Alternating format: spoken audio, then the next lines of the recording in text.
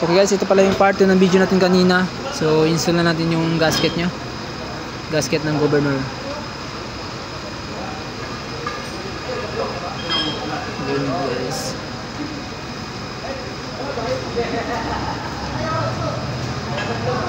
Yan, tama. Pasok. So lalagyan pa natin yan ng silicone.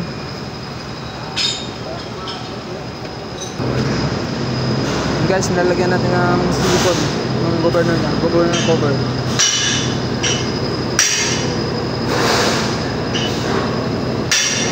Para hindi basta-basta matanggal yung gasket natin. Ito guys, didikit na natin sa governor cover.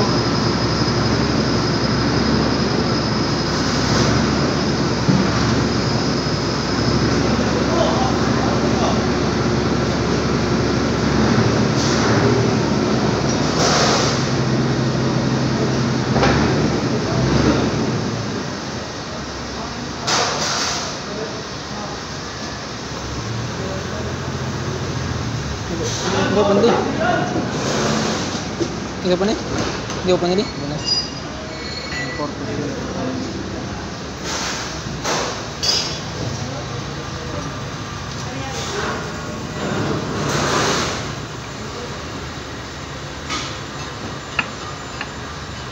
Ada yung local bolt kasi yung porta mo.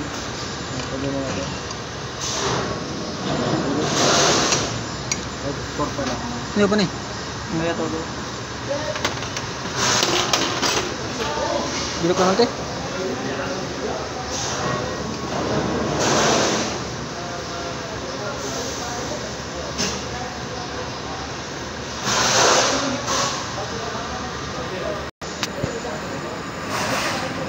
Ito yung sa labas loads, yung pinaka-last nya na cover. Ito yung cover nya. Lagyan natin ng silicone para dumikit yung gasket nya.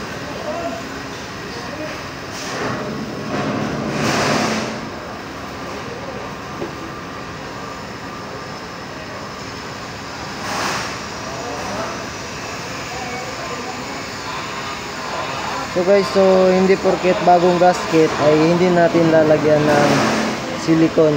So yung purpose natin na nilagay natin to ng silicone is para dumikit yung gasket. Kasi pag hindi natin ilalagay ng gasket, matatanggal yung at hindi yan tatama sa dowel nya. Nasisira yung gasket natin.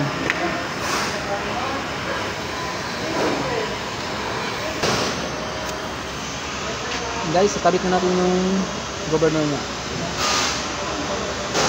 Dahan-dahan sa pagpasok. Ano sa tingin guys?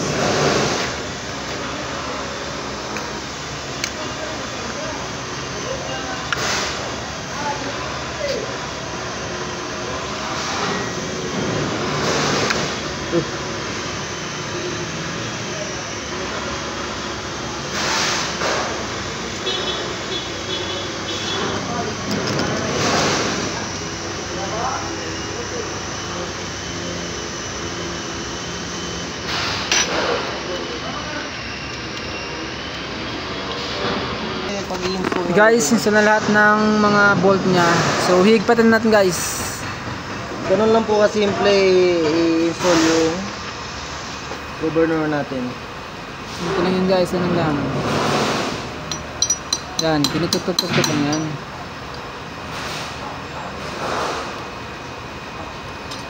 Iba kasi yung style ng gasket kit natin.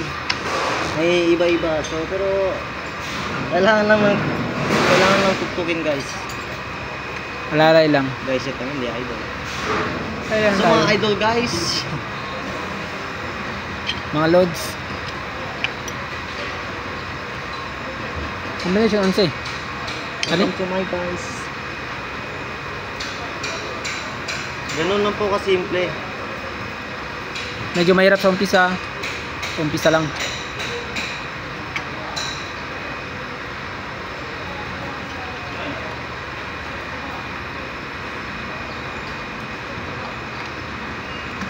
Ito yung mahirap lang sa umpisa.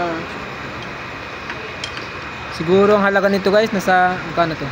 Kung bibili mo ito. 70,000 yung pakalibrate natin sa calibration. So dito guys, yung rate lang po yung binabayad natin.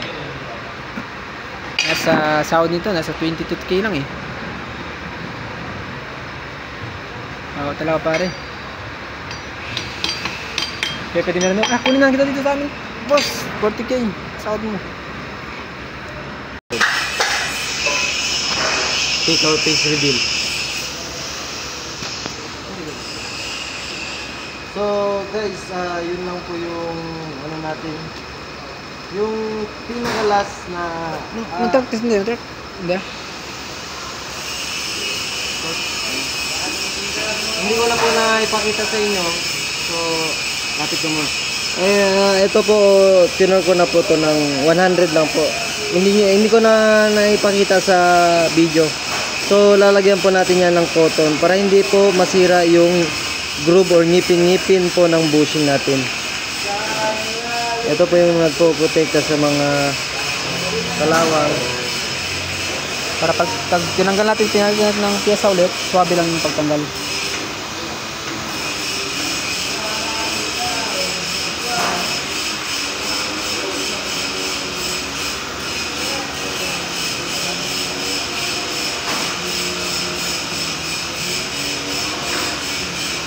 So, ito na po yung final. Ang mga mukha ng mga calibrator nga para i-reveal natin. So, hello guys. Saka ipakita ko din po sa inyo yung mukha ng cameraman natin. Assistant calibrator ko po. Yan po. And guys, tapos na tayo sa next video natin. Ito na naman guys. Yan. Yung mga piyesa niya. So, that's all and we're out. Yan. Next na naman yan. Marami pa tayo doon, no? Nakatambak lang guys. So, please like and subscribe for more videos.